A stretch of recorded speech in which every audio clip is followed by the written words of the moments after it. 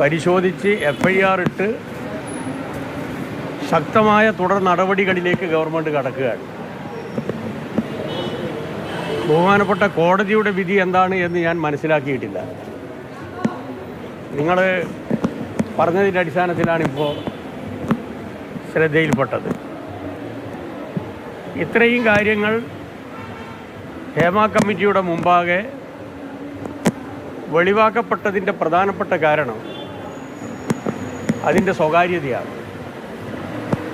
മൊഴി കൊടുത്ത ആൾക്കാർ ഒരു രൂപത്തിലും ഇത് പ്രസിദ്ധീകരിക്കാൻ പാടില്ല എന്നും ഇത് സ്വകാര്യമായി വെക്കണമെന്നും ഇതിൻ്റെ ഭാഗമായി ഏതെങ്കിലും രൂപത്തിലുള്ള ക്രിമിനൽ നടപടികൾക്ക് ഞങ്ങൾ ആഗ്രഹിക്കുന്നില്ല എന്നും കമ്മീഷൻ മുമ്പാകെ കൊടുത്ത മൊഴിയുടെ അടിസ്ഥാനത്തിലാണ് ബഹുമാനപ്പെട്ട കമ്മിറ്റി, ഹേമ കമ്മിറ്റി, ഗവൺമെൻറ്റിനൊരു കത്ത് കൊടുത്തത്.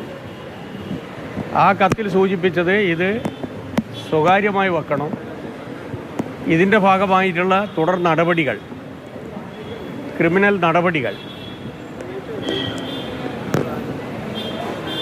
വ്യക്തിപരമായി ഉന്നയിച്ച ആൾക്കാർക്ക് തുടർ നടപടികൾ സ്വീകരിക്കുന്നതിന് അവരുടെ സ്വകാര്യത ഉറപ്പുവരുത്തണം എന്നുള്ളതാണ്.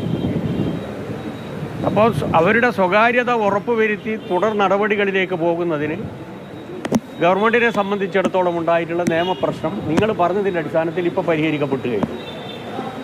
ആ ഒരു വ്യക്തത കോടതിയിൽ നിന്ന് ലഭിച്ചതിൻ്റെ അടിസ്ഥാനത്തിൽ ബഹുമാനപ്പെട്ട ഗവൺമെൻറ് തുടർ നടപടികൾ കമ്മീഷൻ റിപ്പോർട്ടുമായി, ഹേമ കമ്മിറ്റി റിപ്പോർട്ടുമായി ബന്ധപ്പെട്ടുകൊണ്ട് സ്വീകരിക്കും.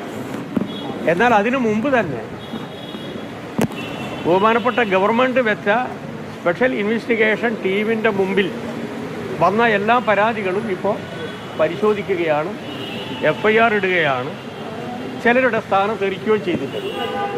ഇതിനേക്കാളും അപ്പുറം ഒരു ഗവൺമെൻറ്റിനെ സംബന്ധിച്ചിടത്തോളം യാതൊന്നും ചെയ്യാൻ സാധിക്കില്ല. ഇനിയിപ്പോൾ ഈ പരാമർശം ബഹുമാനപ്പെട്ട കോടതിയുടെ ഭാഗത്തുനിന്ന് വന്നതിൻ്റെ അടിസ്ഥാനത്തിൽ ഹേമ കമ്മിറ്റി റിപ്പോർട്ടുമായി ബന്ധപ്പെട്ടുകൊണ്ട് ജസ്റ്റിസ് ഹേമ പറഞ്ഞതിനപ്പുറം കടക്കുന്നതിന് ഗവൺമെൻറ്റിന് ഇപ്പോൾ സാധിക്കും.